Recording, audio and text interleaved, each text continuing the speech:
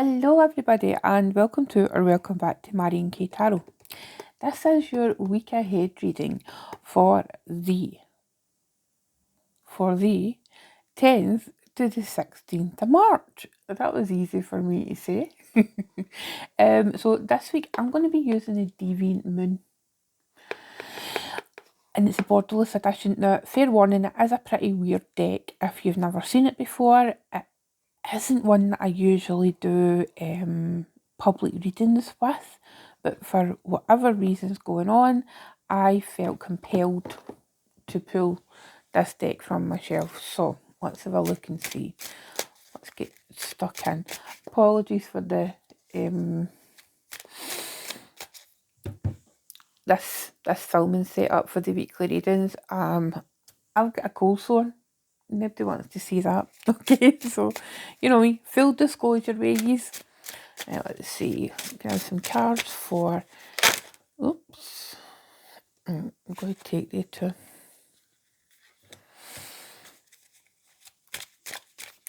For the 10th to the 16th of March, please.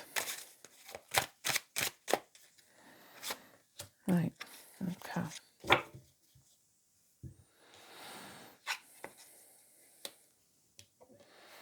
As you can see, it's pretty weird. Now, at the bottom of the deck, we have got Justice. I feel that Justice has come out quite often. I know that during the monthly readings, she came out quite often, so we will take that and put that there. Okay, but what have we got in the main reading proper for this week? We have got the Knight of Wands. We have got the Ten of Cups, and we have got the Four of Wands. Okay, so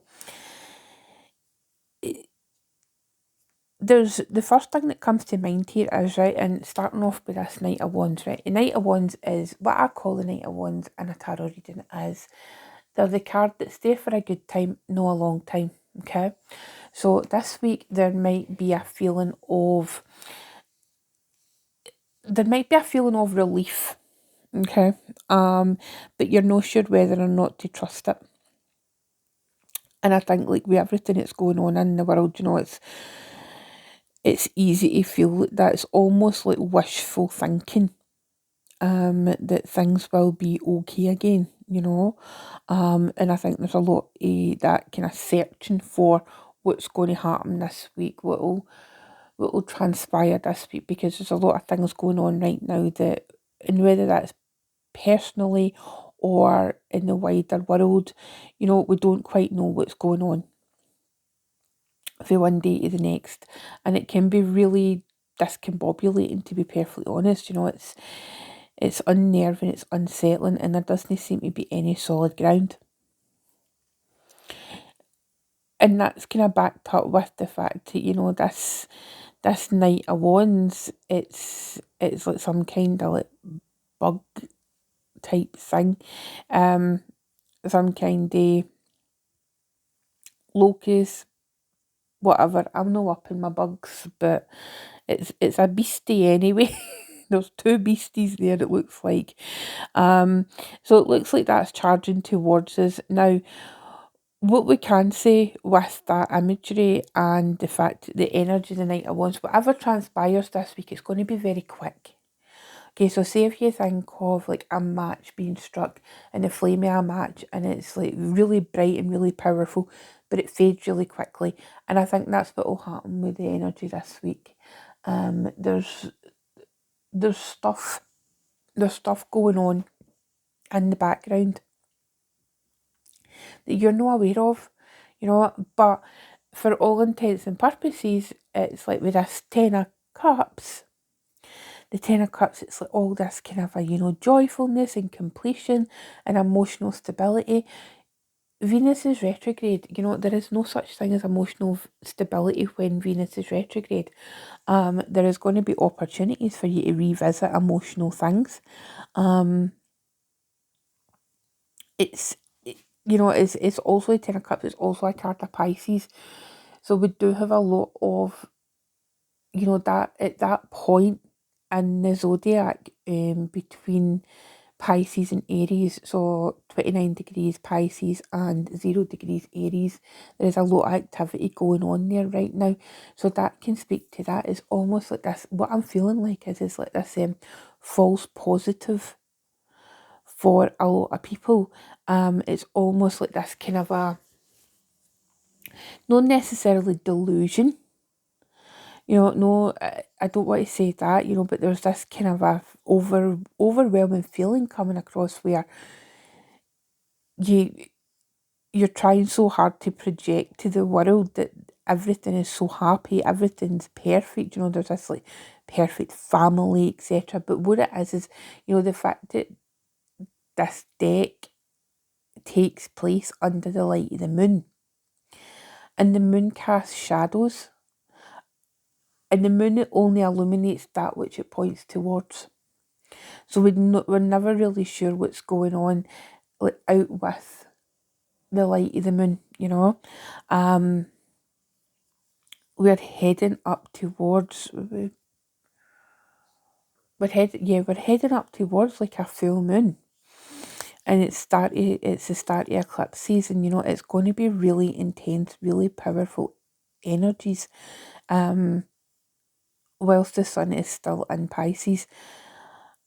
And it's that, it's really strong coming across that this week there will be like almost like a tipping point, where people will either say, right, you know what, I've had enough of this, I am going to go and do the things I want to do, or there'll be this other kind of a group of individuals where it'll just be like, no, we're going to pretend like everything's okay, and that's what it feels like. There'll be these two like warring thoughts, even if it's within yourself or if it's like the collective as a whole, or just maybe your work colleagues, maybe there's something kicking off at work and half the people are like, no, let's just ignore it, it'll be okay, and other people are like, no, we really need to do something about this. That's what it feels like. The Four of Wands here, right, that is actually Venus in Aries. So I think this is a clear indication that there will be opportunities this week for, maybe towards the end of the week, it being the last card, but opportunities to really dig into that emotional aspect of ourselves. What is it you're wanting to let go? This Venus retrograde is very similar to the one back in 2017. So if you can remember what you were doing, that was the last time Aries, sorry, I beg your pardon, that was the last time Venus retrograded in Aries.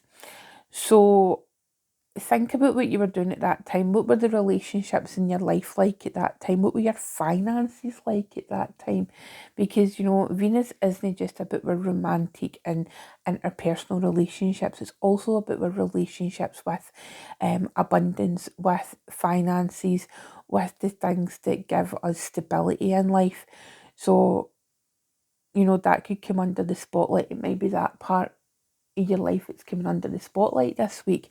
I think overall there is going to be a lot of shifting energies this week, and the best advice that I can give you is to roll with it. It's like take everything with a pinch of salt, take it at face value, but just always be a bit more discerning. Okay, justice will prevail. The balance of justice, it will show itself. Maybe you've been waiting on something, it feels like this week we're building up to the culmination of this astrological year. Okay, with so the next couple of weeks is the sun makes its way through Pisces. It's shoring up everything, it's like finishing up loose ends. That's what I would say, this is a week finishing up loose ends, making sure we've got like we're ducks in a row, or we're cups in a row, and making sure that really we're ready to start the new astrological year clear and aware of everything that's going on in our lives. And if you feel the compulsion to clear things out, to maybe clear out your clothes, clear out old clothes, clear out spaces, make more space, then do it. Go with it. Whatever your gut is telling you to do this week, follow your intuition with it, and just clear the clutter out in time for the new astrological new year. Okay, my darlings, so you take good care and I will see you next week. Okay, bye-bye.